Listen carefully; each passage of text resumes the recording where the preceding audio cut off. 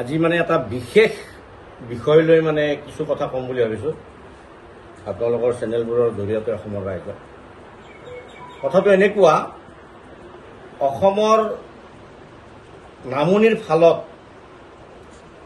ইতিমধ্যে 33খন জিলাৰ 11খন জিলাই অবৈধ বাংলাদেশীৰ কবলত পৰিছে আৰু ইয়াৰ জনগাঁথনি পৰিৱৰ্তন হৈছে। আৰু এই কথা আমি কোৱা নাই, এই কথা গুৱাহাটী উচ্চ ন্যায়ালয়ে কৈছে যে নামনি অসমৰ 11খন জিলা ইতিমধ্যে বাংলাদেশৰ কবলত পৰি ইয়াৰ জনগাঁথনি, ইয়াৰ ভাষা সংস্কৃতি সকলো থান বান হৈ পৰিছে। তৎসত্বেও কিন্তু কিছুমান আমাৰ এনেকুৱা খিলঞ্জীয়া ব্যক্তি আছে, তাৰে ভিতৰত 2-এজন মুছলমানো আছে আৰু আমাৰ 2-এজন বা কিছু সংখ্যক হিন্দু মানুহ আছে আমাৰ ইয়াত।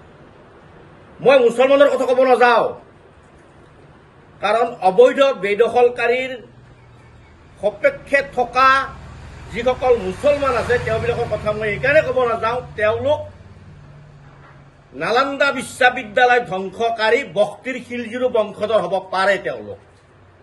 তেওঁলোক 1937ৰ পৰা তেওঁলোকে আমাৰ খিলঞ্জীয়া জাতিটোৰ পক্ষত নাই। কেনেকে অসম তথা ভাৰত ইছলামিক ৰাষ্ট্ৰ কেনেকে গঠন কৰিব পাৰি তেওঁলোকে ইয়াৰ চিন্তাত মগ্ন হৈ আছে। সেইকাৰণে কিছু খিলঞ্জীয়া মুছলমানে যদিও উচ্ছেদৰ বিৰোধিতা কৰি আছে, আমি তেওঁবিলাকক ইয়াত ধৰা নাই। আমি ইয়াত ধৰিছো আমাৰ যিসকল খিলঞ্জীয়া হিন্দু লোকে উচ্ছেদৰ বিৰোধিতা কৰিছে আৰু বাংলাদেশী অবৈধ অনুপ্ৰৱেশীৰ সপক্ষত যিসকলে মাত মাতি আছে, যিবিলাকে আমচুৰ মিটিঙত যায় বক্তব্য ৰাখি আছে খিলঞ্জীয়াৰ বিৰুদ্ধে চৰণ কৰি, সেইবিলাকৰ কথাই ইয়াত উল্লেখ কৰিব বিচাৰিছো। সেইবিলাকৰ ভিতৰত এজন আছে আকাশ দলে। আকাশ দলে তেওঁ এজন উজনিৰ পৰা আহি নামনিত গুৱাহাটীত বাহৰ পাতি নামনি অসমৰ ভৱিষ্যত নিৰূপণ কৰাৰ তেওঁ কোন? তেওঁ কথাই প্ৰতি খালি খিলঞ্জীয়া আমাৰ মানুহৰ বিৰুদ্ধে চৰণ কৰি তেওঁ অবৈধ বাংলাদেশীৰ সপক্ষে মাত মাতি আহিছে। তেওঁ এই উচ্ছেদ অভিযানত এই মিয়াবিলাকৰ যিবিলাক নথি পত্ৰ তেওঁ হাতত লৈ সভা সমিতি পাতি তেওঁ ঘূৰি ফুৰিছে। গতিকে এই কথাবোৰত আমি লাচিত খানা অসম থলগিৰিয়ে তীব্ৰ বিৰোধিতা কৰিছো আৰু তেওঁক আমি সকীয়াই দিছো, অনাগত দিনত নামনি অসমৰ ক্ষেত্ৰত যাতে একো মাত নাপাতে। আমি বাৰ বাৰ কৈ আহিছো যে আমাৰ নামনি অসম ইতিমধ্যে ধূলিচ্ছাদ হৈ গ'ল। ইয়াৰ ভাষা সংস্কৃতি অৰ্থনীতি জনগাঁথনি সকলো ধূলিচ্ছাদ হৈ গৈছে। কিন্তু নামনি অসমৰ ভূমিত থাকি তুমি নামনি অসমৰ খিলঞ্জীয়াৰ বিৰোধিতা কৰি তুমি মিয়াৰ সপক্ষে মাত মাতি থাকিবা, তুমি আমচুৰ সভাত বক্তব্য ৰাখিবা খিলঞ্জীয়াৰ বিৰুদ্ধে, তোমাক কিন্তু আমি ক্ষমা কৰা নহ'ব। লাচিত খানা অসম থলগিৰিৰ তৰফৰ পৰা তোমাক গাঁতাৰ ভিতৰৰ পৰা উলিয়াই আনি চুলি ছিঙি দিয়া হ'ব তোমাক দীঘলী পুখুৰী পাৰত। এইটো মানে আমি আকাশ দলেক কৈছো কথাটো, তেওঁক আমি সোঁৱৰাই দিছো, সকীয়াই দিছো যে এইবিলাক কিন্তু নামনি অসমত থাকি তোমাৰ দাদাগিৰি নহ'ব। তুমি যদি থাকা ভালদৰে থাকা। গতিকে আমি অসমৰ ৰাইজক আমি আহ্বান জনাইছো, এই আকাশ দলৈ নামৰ মানুহজনক অনতি পলমে ৰাজহুৱাভাৱে তেওঁক বহিষ্কাৰ কৰিব লাগে, অৰ্থাৎ বাৰণ কৰিব লাগে তেওঁক।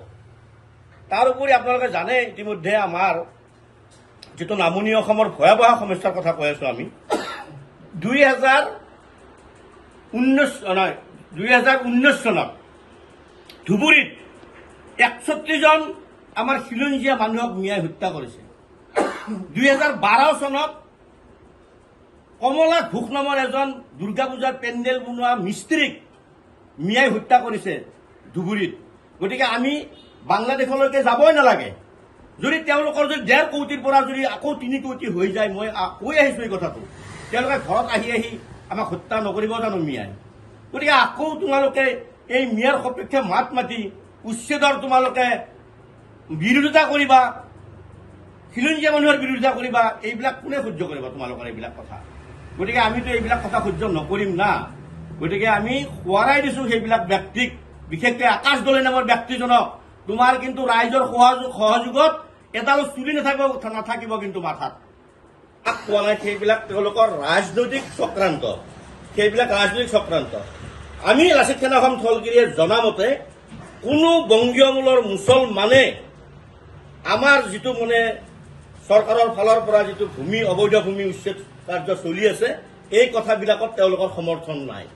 তেওঁবিলাকে ৰাজনৈতিক মেয়ৰ পাছত কোনোবাই মাত নামাতিব পাৰে, কিন্তু তেওঁলোকে আমচুৰ লগত এটা হৈ আছে। কিন্তু আমাৰ কথা হ'ল আমাৰ খিলঞ্জীয়া মানুহে তেওঁলোকৰ পক্ষত থিয় দি বক্তব্য ৰাখিব, সেইটোত আমাৰ আপত্তি আছে। কাৰণ সেইবিলাক মানুহক আমি কিন্তু ৰাজহুৱা শাস্তি দিবৰ কাৰণে আমি কিন্তু বাধ্য হ'ম। কাৰণ মই অলপ আগতে কৈছো যে খিলঞ্জীয়া মুছলমান বা কোনোবা মুছলমানে আমচুৰ লগ লাগিব পাৰে। কাৰণ কোনবিলাকে লাগিছে মানে এই ভূমি উচ্ছেদৰ বিৰোধিতা কোনে কৰিছে? মই অলপ আগতে কৈছো যে বক্তিৰ খিলজীৰ বংশধৰ তেওঁবিলাকে কৰিছে। আৰু আকাশ দলৰো আমাৰ ওপৰত সন্দেহ আছে, তেওঁ আচলতে সঁচাকৈ হিন্দু মানুহ হয় নে নাই, তেওঁ সঁচাকৈ খিলঞ্জীয়া মানুহ হয় নে নাই। গতিকে তেওঁৰ DNA টেষ্ট কৰিব লাগিব।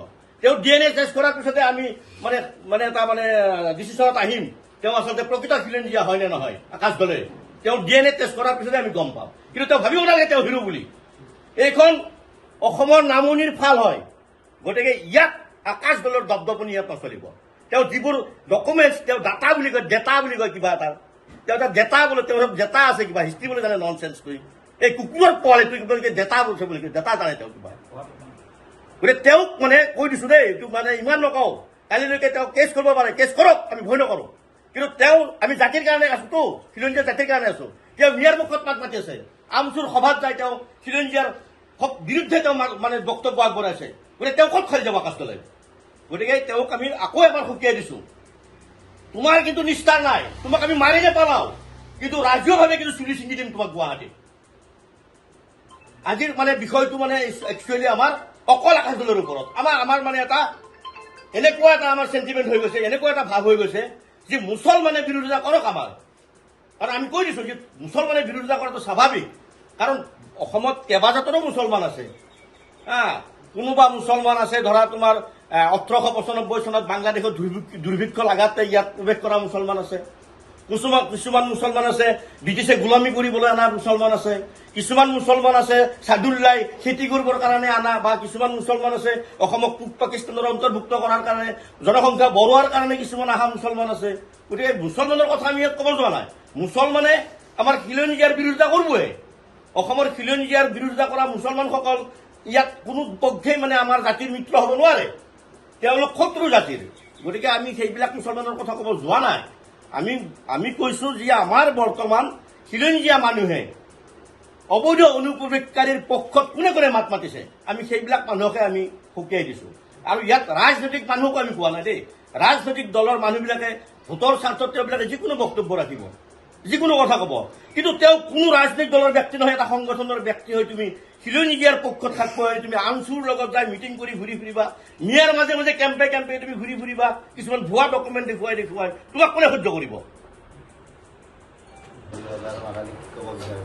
নাই, মাদানী চাদানী এইবিলাক আমাৰ অসমৰ ক্ষেত্ৰত ফেক্টৰ নহয়। কাৰণ ইতিহাসে ৰিঙিয়াই আছে, যেতিয়া ভাৰত স্বাধীন হয় তেতিয়া জিন্না, ছাদুল্লাহ, ভাছানী, আব্দুল ৰৌফ এইবিলাকে তাৰমানে কি ঘটনা কৰিছিল ভাৰত স্বাধীন হোৱা সম্পৰ্কত, তেওঁলোকে দেশে ফালি লৈ গ'ল। তেওঁবিলাকে দেশে ফালি লৈ গ'ল ইছলামিক ৰাষ্ট্ৰ ভাৰতবৰ্ষ নোহোৱাৰ কাৰণে। গতিকে এই যিটো মাদানী চাদানী আৰু কোনোবাই যে মুছলমানৰ যিবিলাক নেতাবিলাক আহি আছে দিল্লীৰ পৰা আমাৰ অসমত, তেওঁবিলাকৰ এই স্থিতিটো এইটো নতুন স্থিতি নহয়। সেই ছাদুল্লাহ চৰকাৰৰ দিনৰ পৰা অসমত 1937 বা ভাৰত স্বাধীন হোৱাৰ পৰা যিটো চক্ৰান্ত চলি আহিছে যে অসমক পূব পাকিস্তানৰ অন্তৰ্ভুক্ত কৰা, সেই বিষয়টো তেওঁলোকে এৰি দিয়া নাই, ভুলতো এৰি দিয়া নাই, কোনো মুছলমানে এৰি দিয়া নাই সেই বিষয়টো, কোনো মুছলমানে এৰি দিয়া নাই সেই বিষয়টো। সেই বিষয়টো এৰি নিদিয়াৰ কাৰণে এইবিলাকে আহি অসমক মুছলমান ৰাজ্য ঘোষণা কৰা, মিয়ালেন কৰা, ভাৰতবৰ্ষক ইছলামিক ৰাষ্ট্ৰ কৰা, এইবিলাকত কুচকাৱাজত লাগি আছে। তাৰ তুলনাত ইণ্ডিয়াত কি হৈছে? মুছলমানৰ সংখ্যা তীব্ৰ গতিত বাঢ়িছে। সেইটো কি বাৰ্তা দে? সেইটো কি বাৰ্তা? তাৰমানে ইতিমধ্যে কোনো নজনাকৈ, কোনো যুদ্ধ নকৰাকৈ ভাৰতবৰ্ষ আৰু অসম ইছলামিক দেশ হৈ গ'ল, কোনো যুদ্ধ ঘোষণা নকৰাকৈ, উইদাউট আৰ্মছ, উইদাউট যুদ্ধ অসম আৰু ভাৰত ইছলামিক ৰাষ্ট্ৰৰ পিনে অগ্ৰসৰ হৈছে। ধন্যবাদ। যিকোনো খবৰৰ বাবে যোগাযোগ কৰক 7099017330 লগতে 7099017110 নম্বৰত।